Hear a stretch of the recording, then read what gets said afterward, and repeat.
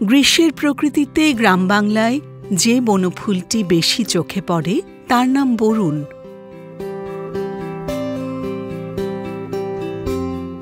এ সময় বরুণের গাছ ভরা অফুরন্ত ফুল প্রকৃতিতে এক অনাবিল উচ্ছ্বাস এনে দেয়।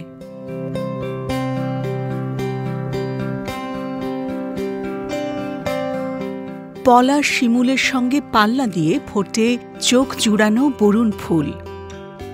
গাছ ভর্তি সাদা, হালকা হলুদ ও বেগুনি রঙের দৃষ্টিনন্দন ফুলে বরুণ যেন নৈসর্গিক সাজে সেজে ওঠে।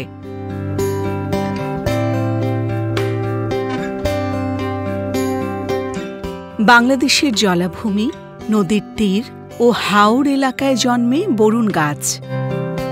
বসন্তে নতুন পাতার পরে গ্রীষ্মের শুরুতে থোকা থোকা হালকা হলুদ ও সাদা ফুল ফোটে। বৈশাখ পর্যন্ত ফুলের সমারোহ প্রকৃতিতে রাজত্ব করে।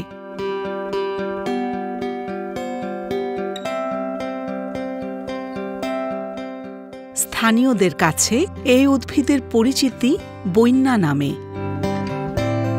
তবে অঞ্চলভেদে এটি বন্যা, বৈন্যা, শ্বেতপুষ্প, কুমারক, সাধুবৃক্ষ, শ্বেতদ্রুম, মহাকপিথা ও মারুতাপহ নামে পরিচিত।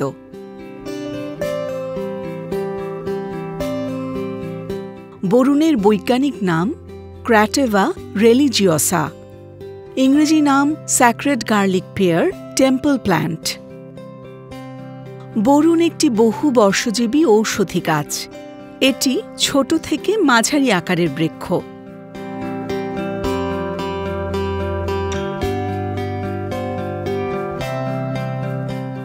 সাধারণত গাছটি প্রায় 10 থেকে 20 মিটার পর্যন্ত উঁচু হয়।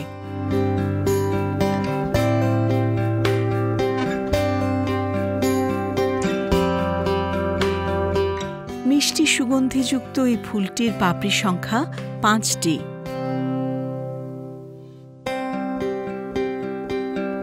বর্ষাকালে কদবেলের মতো ছোট ছোট ফল দেখা যায়। ফল গোলাকার বা ডিম্বাকার ও শক্ত শাঁসালো। মসৃণ বাকল ধূসর বাদামি রঙের। পাতার উপরে চকচকে, নিচে ফ্যাকাশে। প্রাকৃতিকভাবেই শিকড় থেকে চারা এবং বীজে বংশবিস্তার হয়। হাওর অঞ্চলে এ গাছটি বেশি দেখা যায়। এছাড়াও মুন্সিগঞ্জ ও মানিকগঞ্জে বরুণের প্রাধান্য রয়েছে। বাংলার প্রাণ প্রকৃতির তুচ্ছাতি তুচ্ছ বনফুলের মধ্যে বরুণ অন্যতম।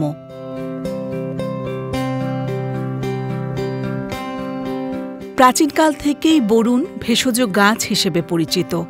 এর পাতা, ফুল ও ফল চর্মরোগ, ব্যথা, বাত নিরাময়ে কাজ করে। শিকড় ও বাকলের নির্যাস গ্যাস্ট্রিক, ক্ষুধামন্দা, কফ, পিত্তরোগ সহ নানা রোগ নিরাময়ে ব্যবহার হয়ে আসছে। মুখের মেজদায় এ ছাল ব্যবহৃত হয়। গ্রাম বাংলায় বরুণের কাঁচা ফল সবজি হিসেবে রান্না করে খাওয়ার চলও আছে। একসময় গ্রামগঞ্জের প্রায় সব জায়গায় বরুণ গাছ দেখা যেত। তবে এই গাছটি দিয়ে আসবাবপত্র তৈরি করা যায় না, ফলে এই গাছ রোপণে তেমন আগ্রহ নেই। এসব ঔষধি গাছ হারানোর ফলে প্রকৃতিও তার ভারসাম্য হারাতে বসেছে। ঔষধি গাছ সহ প্রকৃতির সকল বৃক্ষ টিকিয়ে রাখতে আমাদের সকলের এগিয়ে আসা উচিত।